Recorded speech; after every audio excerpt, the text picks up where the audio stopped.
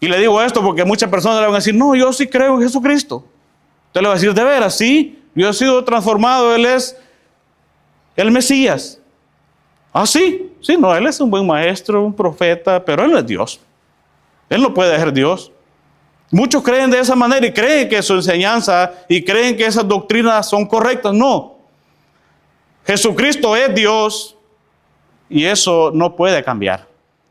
Y toda otra enseñanza que se desvíe de esa realidad no trae salvación a ningún ser humano. Bien, después de haber entonado esas hermosas alabanzas que nos recuerdan verdades preciosas y fundamentales del cristianismo y que nos consuelan y que nos ayudan cada día a recordar quién es nuestro Señor. Él nos sostiene en la debilidad, en la angustia, durante las tribulaciones, durante tiempos difíciles. Él nos sostiene. Si no fuera por Él, no estuviéramos en pie. Vamos a pasar entonces, amados hermanos, a la predicación de la palabra de Dios el día de hoy. Y vamos a seguir en ese Evangelio de Juan, donde vamos ya, hemos pasado el capítulo 6, terminado el domingo pasado. Y ahora vamos a pasar al capítulo 7. Mientras ustedes buscan Juan capítulo 7, vamos a estar hoy enseñando y predicando en los versículos 1 hasta el versículo 13. Si ustedes recuerdan, el capítulo 6, el Señor Jesús hace este milagro de la multiplicación de los peces y los panes. Y Él aprovecha esta oportunidad para enseñar y decirle a la gente de que Él es el verdadero pan. Y no solamente eso, no solamente informarles y que ellos sepan, porque no es suficiente con simplemente saber que Él es el pan de vida, sino más bien Él les dice, yo soy el pan de vida y quien come de mí tiene vida eterna. Tristemente, muchos no entendieron esa realidad y decían, ¿cómo vamos a comer de ti? ¿Cómo es posible eso? Y la realidad es esa, amados hermanos, que la única manera de tener vida eterna es de estar en Jesucristo, de conocer quién es Él y creer quién es Él y vivir de acuerdo a esa realidad. Ahora, este capítulo 7 del Evangelio de Juan, estos primeros 13 versículos son como una introducción a lo que va a estar pasando en todo el capítulo 7 y el capítulo 8, donde Jesucristo aprovecha la fiesta que va a acontecer, que lo menciona en los versículos que vamos a leer, para hablar acerca de que Él es el agua de vida, de que el que tome de esa agua, de Él brotarán manantiales de agua viva, hablando de que del Espíritu Santo que va a morar en aquel, que viene a morar en aquel que conoce a Jesucristo, que es transformado por el poder del Espíritu Santo y esa predicación del Evangelio. Y en el capítulo 8 Él habla acerca de que Él es la luz del mundo y que si aquel que no está en Él va a andar en oscuridad. Entonces estos versículos primeros que vamos a leer del capítulo 7 son una pequeña introducción de todo lo que va a estar aconteciendo. Pero en este capítulo 7, en estos 13 versículos, hay algo importante que podemos ver aquí, es que de una u otra manera se muestra la soberanía de Dios en estos primeros 13 versículos. Se muestra que Jesucristo vivió cada día, cada momento de su vida, en todo su ministerio, haciendo la voluntad del Padre. Y si usted es un lector que pone atención a cada vez que se repite una y otra vez algo, y es algo que Jesucristo repitió una y otra vez, yo vengo aquí y quiero hacer siempre la voluntad de mi Padre, siendo Dios. Claro, Él es Dios y hombre, 100% Dios, 100% hombre, pero Él se sujetó a la voluntad del Padre. Vamos a leer estos 13 versículos y vamos a ir explicando poco a poco y viendo las enseñanzas que podemos sacar de estos 13 versículos. Dice la Escritura, yo voy a estar leyendo en la Nueva Biblia de las Américas. Usted puede seguir la lectura en la versión que usted tenga en sus manos. Dice, después de esto, Jesús andaba por Galilea, pues no deseaba andar por Judea porque los judíos lo querían matar. La fiesta de los judíos, la de los tabernáculos, estaba cerca. Por eso los hermanos de Jesús le dijeron: sal de aquí y vete a Judea para que también tus discípulos vean las obras que tú haces. Porque nadie hace nada en secreto cuando procura ser conocido en público. Si haces estas cosas, muéstrate al mundo, porque ni aún sus hermanos creían en él. Entonces Jesús les dijo: mi tiempo aún no ha llegado, pero el tiempo de ustedes es siempre oportuno. El mundo no puede odiarlos a ustedes, pero me odia a mí, porque yo doy testimonio de él que sus acciones son malas. Suban ustedes a la fiesta. Yo no subo a esta fiesta porque mi tiempo aún no se ha cumplido. Y habiéndoles dicho esto, se quedó en Galilea. Pero cuando sus hermanos subieron a la fiesta, entonces Jesús también subió, no abiertamente, sino en secreto. Por eso los judíos lo buscaban en la fiesta y decían: ¿dónde está ese? Y había mucha murmuración entre la gente acerca de él. Unos decían: él es bueno. Otros decían: no, al contrario, extravía a la gente. Sin embargo, nadie hablaba abiertamente de él por miedo a los judíos.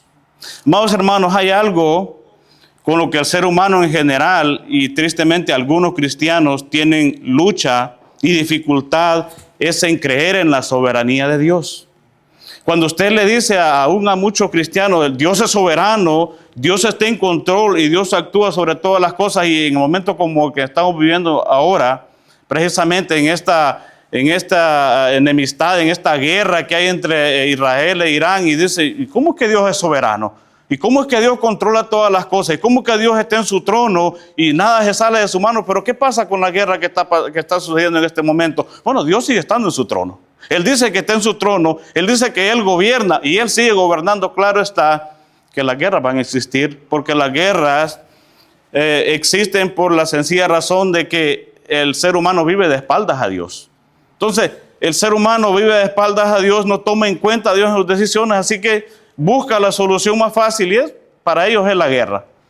Obviamente, eso no quiere decir que Dios no controle todos estos acontecimientos. Dios está en control de todas las cosas. No hay nada que se salga de su mano. Recuerdo cuando sucedió el ataque a las Torres Gemelas en el 2001. Yo estaba recién venido a Estados Unidos y la gente se preguntaba también esa vez: ¿dónde está Dios? Y de hecho a una mujer que era muy cristiana, una mujer que vivía de acuerdo a la voluntad de Dios, le dijeron: tú que eres muy cristiana y conoces de Dios, dinos, ¿dónde estaba Dios? Dios estaba ahí, Dios estaba en su trono, pero el problema es que los americanos, le dijo ella a los estadounidenses, ella es americana, sacaron a Dios de las escuelas, sacaron a Dios aún de muchas iglesias, están predicando cualquier otra cosa menos la palabra de Dios, pero cuando vienen los ataques, cuando vienen las dificultades, ¿dónde está Dios? Bueno, tú no lo quieres en tu casa, tú no lo quieres en las escuelas, tú no lo quieres en ningún lugar. ¿Cómo entonces hoy puedes preguntar dónde está Dios? Dios está en su trono, pero tú no quieres que Él esté presente en tu vida. Y esta es la realidad, tristemente, que sucede en el mundo en el cual vivimos. Pero Dios sigue siendo soberano. Ahora, este atributo de Dios, amados hermanos, nos enseña que Él gobierna sobre toda su creación y que no hay nada que suceda sin su consentimiento. Todo lo que acontece, todo acontece en su tiempo y según su voluntad, que es perfecta y que es agradable. La realidad, amados hermanos, es que la soberanía y la providencia de Dios se extiende más allá de las naciones y pueblos para incluir a todas las personas y a todos los sucesos. Todo sucede de acuerdo a su perfecta voluntad y en su tiempo. Pero es interesante que en la cúspide o en el pináculo, en la parte más alta de toda esta realidad, está el hecho de que también el nacimiento, la muerte, la resurrección y el hecho de que Cristo vendrá por su iglesia es algo que aconteció en el tiempo perfecto de Dios. Miren lo que dice Gálatas 4, versículo 4. Pablo, escribiéndole a esta iglesia de Galacia, le dice: pero cuando vino la plenitud del tiempo, Dios envió a su Hijo nacido de mujer y nacido bajo la ley. En el tiempo de Dios, Jesucristo nació bajo la ley, como estaba establecido. El nacimiento de Jesucristo, amados hermanos, fue perfectamente, exactamente en el tiempo de Dios. Ya había sido profetizado, Usted lo puede ver en el Antiguo Testamento, en Isaías, se profetiza en el capítulo 7, en el capítulo 9, se dice dónde iba a nacer y nació perfectamente en el tiempo en que Dios lo había establecido, en el lugar que Dios había establecido, de la manera en que Dios lo había establecido.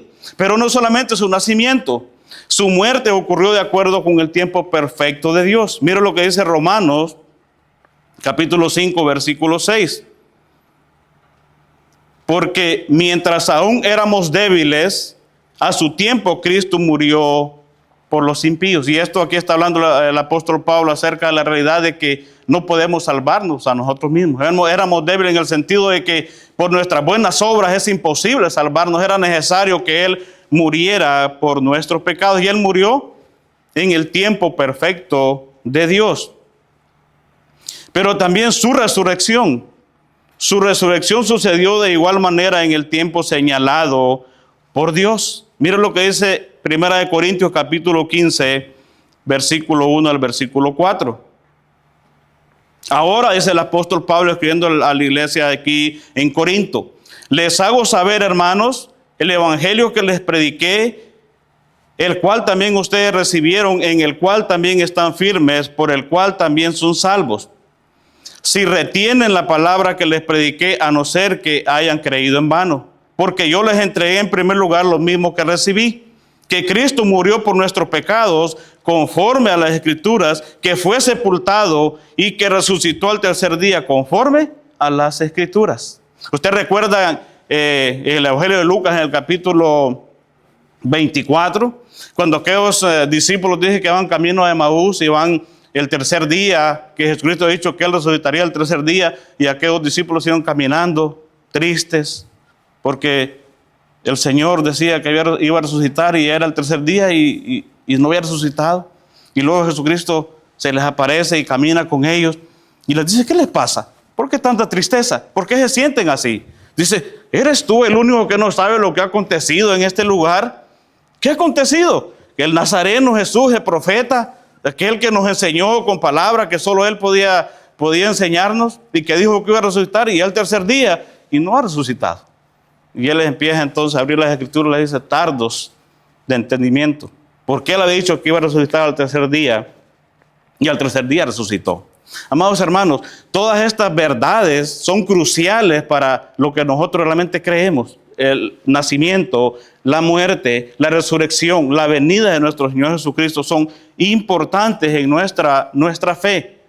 Todas las doctrinas que nosotros creemos. ¿Por qué? Porque de eso depende nuestra seguridad de salvación. Él es fiel. Él prometió que iba a morir y murió. Él prometió que iba a resucitar, resucitó. Él prometió que va a venir. Y muchos, tristemente, de hecho creo que es el capítulo 15 de 1 Corintios, el apóstol Pablo defiende esa realidad, porque muchos estaban diciendo: bueno, sí, Él murió y resucitó, pero yo no creo que eso sea verdad. La resurrección, es posible que los apóstoles lo sacaron, se lo llevaron, y había muchas ideas en ese tiempo. El apóstol Pablo dice: no, Él resucitó, porque si Él no resucitó, nuestra fe es vana, lo que nosotros hacemos no tiene sentido, entonces comamos y bebamos y muramos, porque aquí estamos haciendo nada, estamos perdiendo el tiempo. Pero Él dice: pero ahora Él ha resucitado. Entonces que el cristiano tiene esperanza, porque la esperanza está en un Cristo vivo, porque Él vive. Él es el Rey de reyes y el Señor de señores. Y todo, amados hermanos, aunque muchos duden de la soberanía de Dios, muchos duden de que Él es soberano, que Él gobierna, que Él está en su trono, eso no quiere decir que no sea así. Va a haber dudas siempre de muchas personas, tristemente, pero debemos confiar en Él, porque Él gobierna sobre todas las cosas. Ahora, al comenzar en este capítulo 7, en estos 13 versículos que acabamos de leer, si usted se da cuenta que Jesucristo dice que está en Galilea. Está en Galilea, pero se prepara para regresar a Jerusalén en el tiempo predeterminado por Dios, no en cualquier tiempo, y usted se va a dar cuenta donde vayamos en el desarrollo del sermón, en el tiempo predeterminado por Dios. Y quiero desarrollar este sermón en dos sencillos puntos. El primer punto, el tiempo incorrecto, y el segundo punto, el tiempo correcto. Tiempo incorrecto y el tiempo correcto. El tiempo incorrecto, versículos 1 al 9.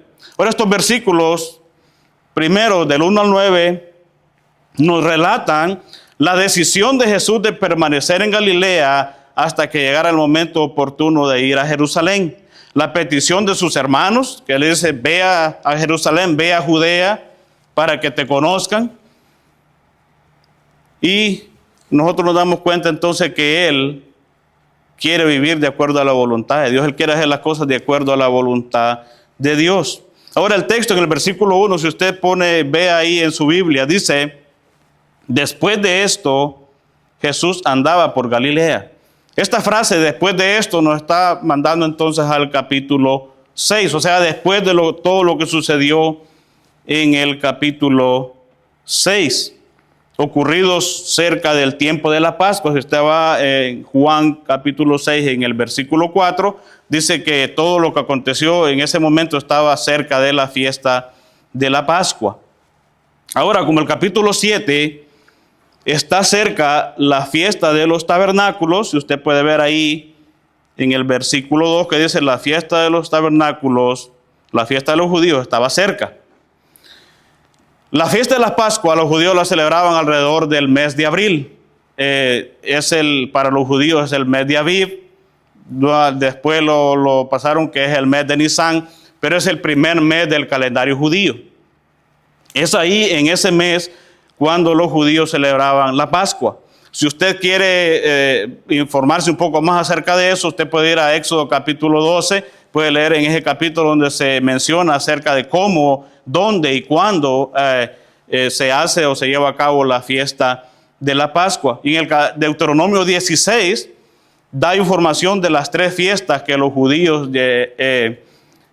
tenían en el año, y se da las indicaciones de cómo se hacían las fiestas, de qué fechas iban a hacer, cuántos días duraban la fiesta, y usted puede ver detenidamente ahí que está la información completa de esas fiestas que los judíos celebraban. Ahora la fiesta de los tabernáculos, que es la fiesta que se menciona en estos versículos, esa fiesta se celebraba alrededor de septiembre o octubre. Entonces estamos hablando que precisamente habían alrededor de 6 meses desde la fiesta de la Pascua, que era en abril, a la fiesta de los tabernáculos, que era en octubre. Y en medio de esa fiesta estaba la segunda fiesta, que era la fiesta de las semanas, que le llaman, y lo puede ver usted en el Antiguo Testamento, en esos textos que le cité.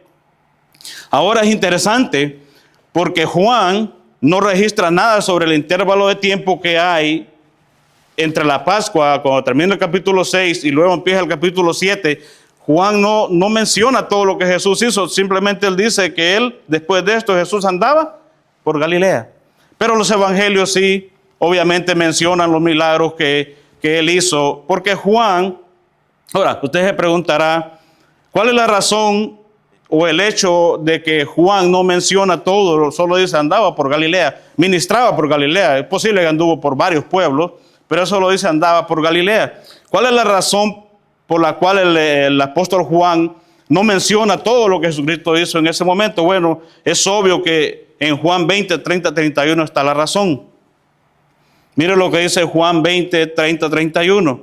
Y muchas otras señales hizo también Jesús en presencia de sus discípulos que no están escritas en este libro. O sea, él no escribió exhaustivamente todo el ministerio, todos los milagros que Jesús hizo. Pero él aclara aquí, pero estas, lo que él escribió, pero estas se han escrito para que ustedes crean que Jesús es el Cristo, el Hijo de Dios, y para que al creer tengan vida en su nombre. Obviamente, el propósito del apóstol Juan al escribir su evangelio era que las personas creyeran en él como el Mesías. Él quería presentar a Jesucristo como el Hijo de Dios. De hecho, usted se da cuenta que los evangelios empiezan hablando de genealogías, y Juan no. Juan entra en el capítulo 1 hablando directamente de ¿qué? Del verbo. En el principio era el verbo, y el verbo era con Dios, y el verbo era Dios. De una vez de entrada, Juan no empieza hablando de genealogías y hijo de aquel, y los otros evangelios empiezan con genealogía, como creo que Lucas o Mateo, pero Juan no. De entrada él quiere presentar a Jesucristo como el Hijo de Dios, como el Dios encarnado, como el único que merece honra, gloria, y el único que debe ser conocido. Y de hecho, es lo que Juan el Bautista hizo.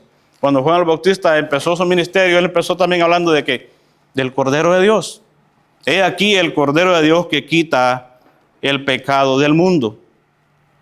También el texto entonces nos dice, usted puede ver ahí, que no deseaba andar por Judea porque los judíos lo querían matar. Ahora, cuando oímos esta frase hoy en día, ¿cuál sería, qué sería lo que las personas dirían al respecto? No quiere andar por Judea porque los judíos querían matarlo. ¿Cuál sería la frase? Eres un cobarde, eres una gallina, ¿sí o no? Esas son las frases que hoy últimamente se usan cuando usted evita el peligro. Pero en este caso, no era la razón por la cual él no quería ir a Judea. Él no tenía miedo, él no tenía temor, él de hecho, no le importaba que los judíos lo mataran porque a eso él había venido.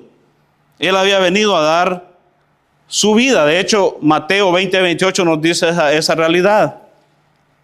Así como el Hijo del Hombre, dice Mateo 20:28, no vino para ser servido, sino para servir y para dar su vida en rescate por muchos. Él no quería ir a Judea porque no era su tiempo. No era el tiempo establecido por Dios, porque era claro que al ir a Jerusalén, ir a Judea, el odio contra él, la persecución contra él de los líderes judíos iba a aumentar. De hecho, no es que no había pasado ya. Creo que en el capítulo 5, en el versículo 18, ya habían querido matarlo. Ahora también se nos dice que estaba cerca la fiesta de los tabernáculos. Y esa fiesta la celebraban los judíos. Usted puede ver en Levítico, capítulo 23, versículo 33 al 36.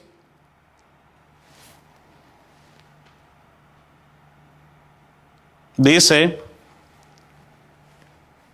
de nuevo el Señor habló a Moisés, di a los israelitas, el día 15 de este séptimo mes, que es el mes de Aviv es el primero, este es el séptimo.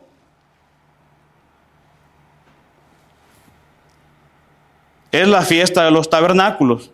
Se celebrará al Señor por 7 días. El primer día es santa convocación. No harán ninguna clase de trabajo servil. Durante 7 días presentarán al Señor una ofrenda encendida. El 8º día tendrán una santa convocación y presentarán al Señor una ofrenda encendida. Esa asamblea solemne no harán trabajo servil. Entonces eran 7 días donde celebraban la fiesta. El 8º día era una santa convocación. En Nehemías capítulo 8, verso 18 también se nos habla acerca de esa fiesta. Dice que Esdras leyó el libro de la ley de Dios cada día. Desde el primer día hasta el último día celebraron la fiesta 7 días y al 8º día hubo una asamblea solemne según lo establecido. Y usted puede ver Levítico 23, 42 y 23, 43, que dice que nos habla de la razón por la cual ellos celebraban esta fiesta. Dice Levítico 23, 43, para que sus generaciones sepan que yo hice habitar en tabernáculos a los israelitas cuando los saqué de la tierra de Egipto. Yo soy el Señor, su Dios. Era una fiesta de alegría. Era una fiesta en la cual ellos recordaban lo que Dios había hecho por ellos, como Dios no solamente los sacó de la tierra de Egipto, sino que cuidó de ellos en el desierto y los hizo habitar en tiendas, en tabernáculos o en ramadas, como también se le llamaban. Ahora, como la fiesta esta de los tabernáculos entonces estaba cerca y era una de las 3 fiestas que se pedía que todos los hombres judíos asistieran, estas 3 fiestas eran importantes para los judíos porque recordaban la fidelidad de nuestro Dios.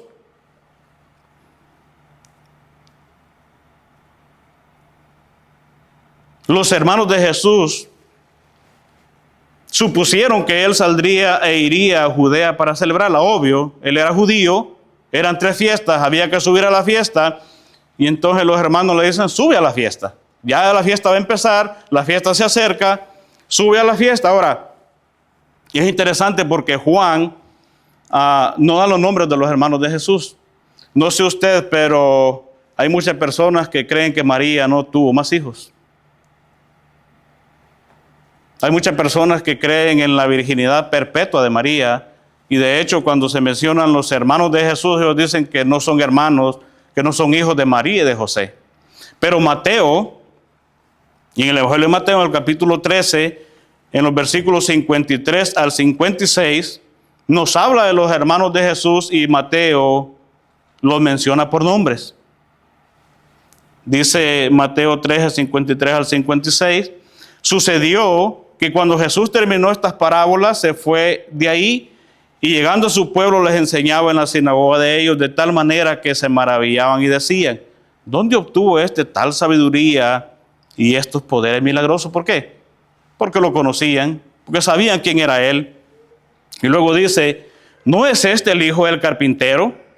¿No se llama su madre María y sus hermanos Jacobo, Simón, José y Judas? ¿No están todas sus hermanas con nosotros? ¿Dónde pues obtuvo todas estas cosas? Ahí habla y menciona los nombres de los hermanos de Jesús. Y de hecho, si usted se fija en el texto, dice que ni sus hermanos creían en él. Obviamente no eran sus discípulos, porque sus discípulos creían en él. Ahora, en este momento ellos no creían en él, pero es interesante que en Hechos capítulo 1 ya se les menciona que están con los discípulos, con los apóstoles. Tuvo que él morir y resucitar para que ellos creyeran. Claro, nosotros no sabemos el tiempo en que Dios obra, pero en este momento, en este capítulo 7, ellos no creían en él. Obviamente,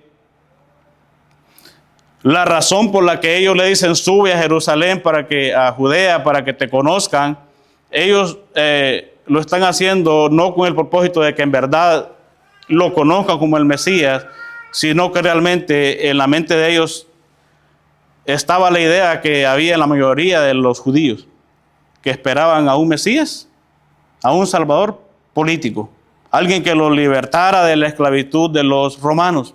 Entonces la razón por la que ellos le dicen sube, porque si haces estas cosas, no las puedes hacer en este lugar, porque acuérdate que Galilea, Nazaret eran lugares que no eran muy concurridos, muy conocidos. Y por motivo de la fiesta, en Jerusalén iba a estar toda la multitud. En ese momento toda la gente iba para Jerusalén, los caminos iban a estar llenos. Y obviamente ellos decían, para que te conozcan, para que seas famoso. Pero nosotros sabemos que Cristo no vino a este mundo para ser famoso. De hecho, no era su idea ser famoso y no lo fue tampoco. Muchos lo rechazaron, muchos lo querían matar. Y ellos le dicen, si haces estas cosas, muéstrate al mundo. La palabra que usan aquí que dice, si haces estas cosas, muestra la incredulidad burlesca que enfrentó Jesús en la cruz. Ahora, ellos no están diciendo, si tú haces milagros, pero como lo hiciste aquí, muéstralos allá. No, ellos están diciendo, si en verdad, como tú dices que eres el Mesías, si en verdad, como tú dices que eres Dios y haces esos milagros, pues hazlos allá donde todos te vean y vas a ver que si lo haces allá, todos te van a seguir, todos te van a conocer y todos van a querer seguirte. Y eso fue lo que pasó en la cruz también. Usted recuerda, cuando Jesús estaba en la cruz, dije que todos lo injuriaban, todos lo insultaban. Y miren lo que dice Mateo capítulo 27, versos 39 al 40. Dice que estando Jesús en la cruz, los que pasaban lo injuriaban, meneando la cabeza y diciendo, tú que destruyes el templo y en 3 días lo reedificas, sálvate a ti mismo. Si tú eres el Hijo de Dios, desciende de la cruz. Vaya, tú dijiste que eres el Hijo de Dios. Tú dijiste que podías reconstruir el templo en 3 días. Entonces, bájate de la cruz y tienes poder. Esto también tiene una similitud, amados hermanos, con las tentaciones de Jesús en el desierto, en el capítulo 4 de Mateo.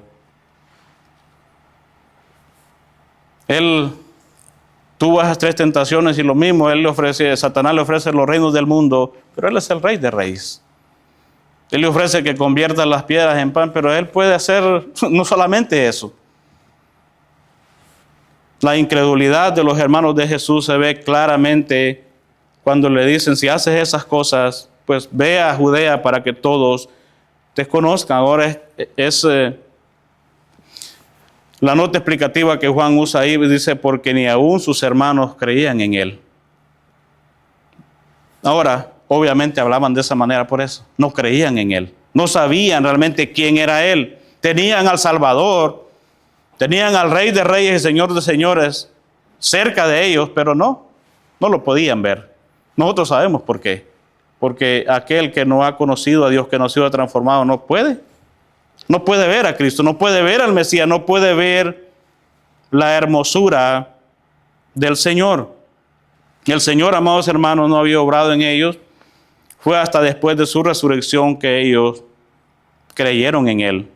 Mire, Hechos 1, 13, 14, lo que dice, Hechos capítulo 1, versos 13 y 14. Cuando hubieron entrado a la ciudad, subieron al aposento alto donde estaban hospedados Pedro, Juan, Jacobo y Andrés, Felipe y Tomás, Bartolomé y Mateo, Jacobo, hijo de Alfeo, Simón el celote y Judas, hijo de Jacobo. Todos estos, los apóstoles, estaban unánimes, entregados de continuo a la oración junto con las mujeres y con María, la madre de Jesús, y con sus hermanos. Judas, el que escribe la carta de Judas, es el medio hermano del Señor, y Santiago es el otro hermano del Señor que escribe la carta de Santiago. Todos de ellos que son, no se mencionan los nombres de las hermanas, pero obviamente dice ahí que tenía hermanos y hermanas, pero en ese momento ellos no creían en Él. Ahora, ¿cuál es la respuesta de Jesucristo a la petición de sus hermanos de subir a Judea? Él les dice, mi tiempo no ha llegado. Él no se manifestaría antes del tiempo justo. El momento elegido por el Padre, obviamente, el tiempo divino y perfecto no sería hasta el tiempo de la fiesta de la Pascua, que posiblemente sería el próximo año en abril. Obviamente usted se da cuenta que al subir a Jerusalén y él empieza a predicar acerca que Él es el agua de vida, que es la luz del mundo, nuevamente los líderes judíos empiezan otra vez a querer matarlo hasta que llega el momento de su muerte. Los hermanos de Jesús, amados hermanos, no querían que Él fuera conocido, sino simplemente, como no creían en Él, se burlaban de Él y ellos querían que subiera a Judea, como le dice Él, ¿para qué? Tuviera más persecución.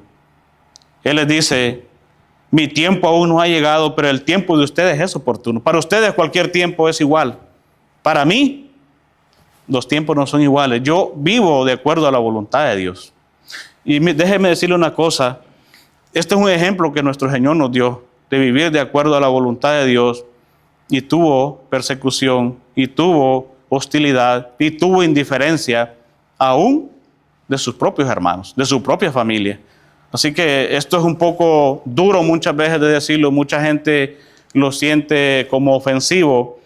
Pero si sus familiares más cercanos no conocen a Dios y usted vive de acuerdo a la voluntad de Dios, si usted les predica el Evangelio, si usted vive agradando a Dios, déjeme decirle que sus propios familiares tal vez no lo van a decir abiertamente, pero lo van a ver con indiferencia. Lo van a ver como alguien que no es igual a ellos. Lo van a ver como alguien que no hace las cosas que ellos hacen. Pero así es como el Señor Jesús vivió.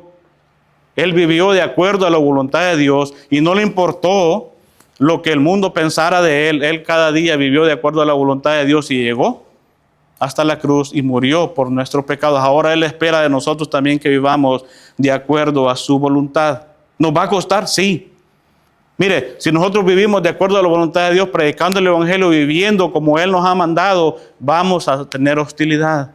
Vamos a ser odiados, vamos a ser mal vistos. Como decía los pastores en otras predicaciones, van a decir, ahí va el aleluya, ahí va el que se cree santo, ahí va el que se cree que no es de este mundo. Pero la Biblia enseña de que no somos de este mundo, estamos en el mundo, pero pertenecemos a la ciudadanía de los cielos.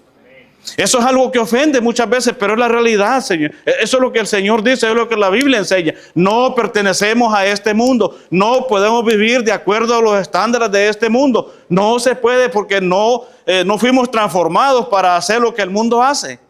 Esa es la realidad. Y cuando nos damos cuenta de esas verdades, amados hermanos, yo sé que muchos se van a ofender, pero como decía John MacArthur, si el evangelio que tú predicas, si la vida que tú vives es diferente y ofende al mundo, deja lo que ofende. El mundo ha pasado todo el tiempo ofendiendo a Dios. Y esa es la realidad. Ahora, no vas a ofender a las personas con tus palabras. No, el evangelio ofende, sí, eso es verdad. ¿Por qué? Porque confronta a aquel que no ha conocido a Dios con su pecado. Le dice, eres pecador y necesitas arrepentirte de tu pecado. Necesitas a un Salvador y el único que te puede salvar es Jesucristo. No hay nadie más. Es el único camino. Es el único en el que hay vida y vida en abundancia. Él les dice, el mundo no puede odiarlos a ustedes, pero me odia a mí. El mundo odió, en general, la mayoría de gente odió al Señor. Ahora tú no esperes que el mundo, que las personas que no conocen a Dios, te reciban bien, te traten bien, te quieran estar contigo, porque esa no es la realidad. Eso no es lo que sucedió con el Señor Jesucristo. Eso no es lo que pasó con los discípulos. Eso no es lo que pasó con los apóstoles. Todos los apóstoles murieron por predicar el Evangelio y por vivir de acuerdo a ese Evangelio. No esperemos otra cosa que nos pase a nosotros. No esperemos que nos reciban. Eso va a suceder. Pero alégrate, si tú vives de acuerdo a la voluntad de Dios, si tú vives agradando a tu Dios, alégrate si te ven mal, si te tratan mal, pero estás dándole la gloria y la honra a tu Dios. Porque eso es lo que Dios nos ha mandado a hacer. Dios nos ha mandado a ser amigos del mundo. No estoy hablando de que no puede tener amigos que no son cristianos, pero usted no puede tener intimidad, cercanía con personas que no conocen a Dios. ¿Por qué? Porque es que no concuerda. Cuando se habla del yugo desigual, se habla por esa razón, porque si tú eres cristiana y te casas con un hombre que no es cristiano, que no conoce a Dios, que vive de espaldas a Dios, ¿qué va a pasar? Tú vas a jalar por un lado y él va a jalar por otro lado. Esa realidad de que me caso y cuando me case yo lo voy a evangelizar y él se va a convertir. Mira, eso no está por ningún lado. Eso no aparece en la Escritura. Esa es una idea que se han sacado. Mira, cásate con un hombre cristiano. Si tú eres cristiana, cásate con un hombre cristiano. Si tú eres cristiano, cásate con una mujer cristiana. ¿Por qué? Porque cuando te cases con alguien que no cree lo que tú crees, vas a tener problemas, créemelo. Y por eso la Escritura nos enseña esa realidad. Vas a sufrir. Si tomas una mala decisión y no le crees a Dios, vas a sufrir. Y hemos visto casos. Muchos casos por lo general siempre son hermanas cristianas que se casan con hombres incrédulos, ¿sí? Sufren. Y oran, y oran, y oran, y oran, obviamente para que sus maridos se conviertan, pero bueno, a veces por la misericordia de Dios, Dios los salva, pero esa no es la realidad, eso no es lo que la Biblia enseña. Suban a la fiesta, yo no subo a esa fiesta porque mi tiempo aún no se ha cumplido, y habiendo dicho eso, se quedó en Galilea. Y usted va a decir, bueno, pero ¿por qué no le hizo caso a los hermanos? No eran muy sabios, que digamos. Él vivía de acuerdo a la sabiduría del Padre. Ahora en los versículos del 10 al 13, el tiempo correcto. El tiempo correcto. Pero cuando sus hermanos, dice, subieron a la fiesta, entonces Jesús también subió. Usted va a decir, no que no subía. Ahí hay un pequeño problema con los comentaristas y los estudiosos de la Escritura acerca de que él dice que no va a subir. Pero llegando al versículo 10, dice que él sube. Bueno, él no dijo que no iba a subir, él dijo que no subía todavía. Es interesante porque en esta versión que tenemos, Nueva Biblia de las Américas, él dice que no subía, suban ustedes. Pero si usted busca todas las demás versiones, si usted busca la Nueva Versión Internacional, Nueva Traducción Viviente, la Reina Valera, ellos agregan la palabra todavía, como para que no haya ese conflicto de que, ¿cómo que no subía y luego sí subió? El Señor es como que inconstante, dice una cosa y luego no. De hecho, él no subió porque no era su tiempo. Y entonces le agregaron todavía, pero en esta versión no está agregado porque en los manuscritos originales la palabra todavía no existe, o sea, no estaba. La agregaron en algunas versiones para como que acomodar de que en verdad él sí iba a subir, pero todavía, como dice en las otras versiones, no era su tiempo. Entonces él subió, pero es interesante que dice no abiertamente, sino en secreto. ¿Por qué?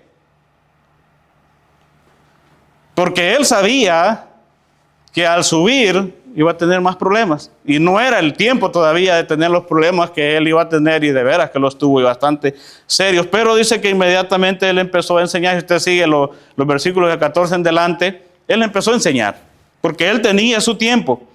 Pero como él no había subido en el tiempo que todos pensaban que llegaría, dice que Por eso los judíos lo buscaban en la fiesta y decían, ¿dónde está ese? Ni tan siquiera decían, ¿dónde está Jesús? ¿Dónde está el que enseña? No, ¿dónde está ese? Como con desprecio. Y había mucha murmuración entre la gente acerca de él. Unos decían, él es bueno. Parece que según nuestro razonamiento, estos como que estaban correctos, ¿verdad? Él es bueno. Y otros decían, no, al contrario, extravía a la gente. Sin embargo, esto es interesante, sin embargo, a pesar de que unos decían es bueno, otros decían, bueno, no, extravía a la gente. Sin embargo, nadie hablaba abiertamente de él por miedo de los judíos. Amados hermanos, Jesucristo debía subir a Jerusalén y subió en el tiempo predeterminado por Dios. No abiertamente. ¿Por qué? Por las multitudes. Subió en secreto. Ahora es interesante porque dice que los judíos lo buscaban. Y decían, ¿dónde está ese? Ahora aquí cuando habla de los judíos específicamente habla de los líderes religiosos. ¿Y para qué lo buscaban? ¿Para saludarlo? ¿Para que les enseñara? No, al contrario, lo buscaban porque querían ver qué error cometía el Señor. ¿Para qué? Para atacarlo. Si hacía un milagro en el día de reposo, si decía algo que iba en contra de lo que ellos creían, ellos estaban esperando la oportunidad para atacar al Señor, para buscar la forma de matarlo. Pero él subió en secreto y la gente lo buscaba. Ahora es interesante. Dice que los judíos, los líderes religiosos lo buscaban y decían, ¿dónde está ese? Pero en la multitud dice que había mucha gente que decía, él es bueno. Y otros decían, al contrario, extravía a la gente. Ahora, ¿alguna de estas opiniones será correcta acerca de nuestro Señor? ¿Usted sabía que hay mucha gente que cree que Jesús es bueno? ¿Usted sabía que hay mucha gente que cree que Jesús es un maestro? ¿Usted sabe que hay mucha gente que cree que Jesús es un profeta? Y aunque todas esas son verdades a medias, esa no es la realidad de Jesucristo. Él no es simplemente un hombre bueno. ¿Por qué? Porque todo aquel que se cree que es bueno no dice ser Dios. Jesucristo no era simplemente un hombre bueno, Él es Dios. Él es Dios, Él es el Rey de Reyes. Así que estas dos opiniones, amados hermanos,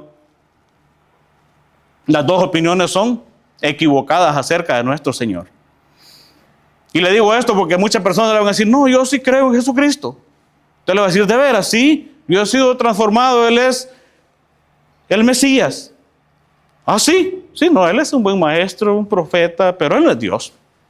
Él no puede ser Dios. Muchos creen de esa manera y creen que su enseñanza y creen que esas doctrinas son correctas. No. Jesucristo es Dios y eso no puede cambiar. Jesucristo es el Mesías, es el Dios encarnado, es 100% hombre, 100% Dios. Y toda otra enseñanza que se desvíe de esa realidad no trae salvación a ningún ser humano. Son doctrinas, como le llama Pablo algunas veces, doctrinas de hombre o doctrinas de demonio. ¿Por qué? Porque se alejan de la realidad, de la enseñanza bíblica de quien realmente es Jesucristo. Ahora, por último, es interesante también el hecho de que a pesar de que las personas opinaban acerca de quién era Jesús, y unos decían que era bueno y otros decían que engañaba, nos dice la Escritura que no hablaban abiertamente acerca de él. ¿Qué sucedía? Si iba un grupito por ahí, Jesús, sí, ahí viene. Oh, sí, es bueno. Pero espera, cállate que vienen los judíos. No lo decían abiertamente. El temor de ellos a que los excluyeran de los lugares de adoración, porque ellos tenían una sinagoga donde se reunían y era un privilegio reunirse en esos lugares. Y es triste la realidad de que ellos, aún los que decían que era bueno, no lo decían abiertamente porque tenían miedo que los excluyeran de la vida judía, de estar en el templo, de sentarse a escuchar las enseñanzas de los rabinos, y para ellos era más importante eso que realmente reconocer quién era Jesucristo. Hay un texto en el capítulo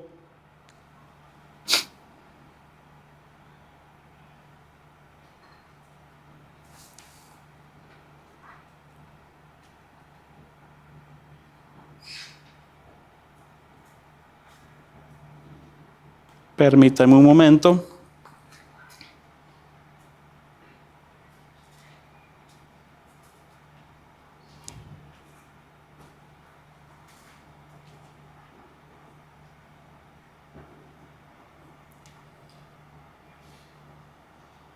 Capítulo 9 ahí de Juan.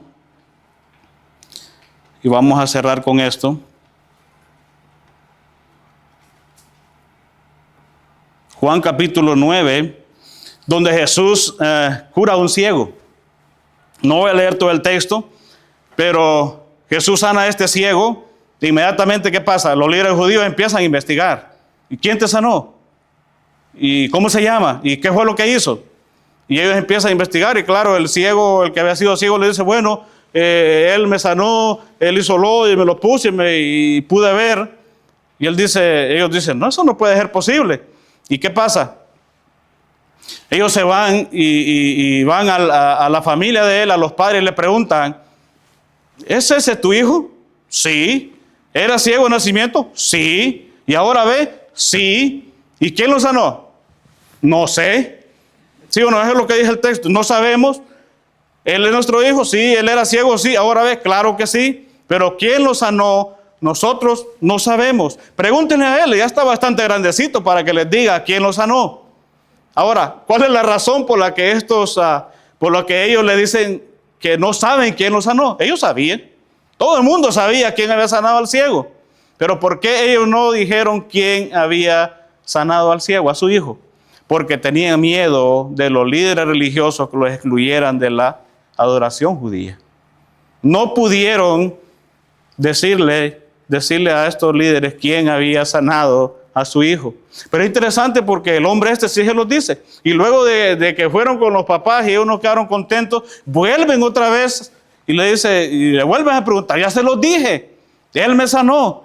Ahora le dice, es interesante que les dice, ¿ustedes también quieren ser sus discípulos? Porque pregunta y tanta pregunta, dijo, bueno, pues quieren estar con él. Y ellos dicen, no, nosotros tenemos como nuestro profeta a Moisés. Claro, eso era una gran mentira, porque si no le creían a Jesucristo, él mismo les enseñaba, si no creen en mí, no pueden creer ni a Abraham, ni a Moisés, ni a todos los profetas que hablaron en el Antiguo Testamento, porque todos los profetas, desde Moisés hasta Juan el Bautista, hablaban acerca del Mesías, hablaban acerca de Jesucristo. Por mucho que ellos decían, nuestro padre es Abraham, él les decía, no, ustedes son hijos de su padre el diablo, porque si fueran hijos de Abraham, creyeran a mí, creyeran a mis enseñanzas, y si no creen por lo que yo digo, crean por lo que yo hago, porque lo que yo hago, no lo hago de mi propia cuenta, sino que mi Padre que está en los cielos me envió a hacerlo, y yo hago la voluntad del Padre. Y cada vez que él hablaba de esa manera, ¿cuál era la reacción? Querían matarlo. Pero sabemos que otros también creyeron en él. Y eso es lo que pasa cuando se predica el Evangelio y se vive de acuerdo a la voluntad de Dios. Amados hermanos, vivir de acuerdo a la voluntad de Dios y con un propósito auténtico con él y su palabra va a provocar en otros hostilidad, indiferencia. Pero por otro lado va a traer gloria a Dios. El predicar el Evangelio y hacerles ver a los incrédulos su necesidad de salvación, como un día también nosotros la tuvimos por causa del pecado y su enemistad con Dios, va a traer como resultado burla, humillación, ofensas, y hasta muchas veces seremos excluidos de los círculos cercanos de amistad y aún nuestros propios familiares nos verán con indiferencia. Pero es nuestra responsabilidad ser fieles a nuestro llamado y a nuestro Señor Jesucristo, quien nos salvó, nos está santificando y regresará por nosotros. Seamos fieles y vivamos para Él, y que la gloria y la honra se la lleve nuestro Señor. Padre, te damos gracias. Una vez más, Señor, reconocemos que tú eres el mayor ejemplo de fidelidad, el mayor ejemplo de hacer la voluntad del Padre. Tú nos has enseñado y viviste de manera que la gloria ha sido para nuestro Dios. Ayúdanos, Señor, en el tiempo que vivimos, a vivir de acuerdo a tu voluntad, a hacer lo que a ti te agrada, no importando, Señor, las opiniones, no importando, Señor, la indiferencia de las personas, pero tomando en cuenta, Señor, que nos has llamado con llamamiento santo para vivir para ti y para hacer luz en medio de las tinieblas. Que nuestro caminar, Señor, sea fiel a ti. Que nuestra vida, Señor, refleje la luz de Cristo. Que cada día, Señor, podamos ser transformados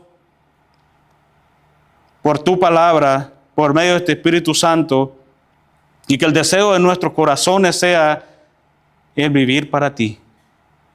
Que esta palabra que tú nos has enseñado, Señor, pueda hallar cabida en nuestros corazones, no solamente que atesoremos esa palabra, sino que estemos dispuestos a ponerla por obra. En Cristo Jesús te lo pedimos. Amén.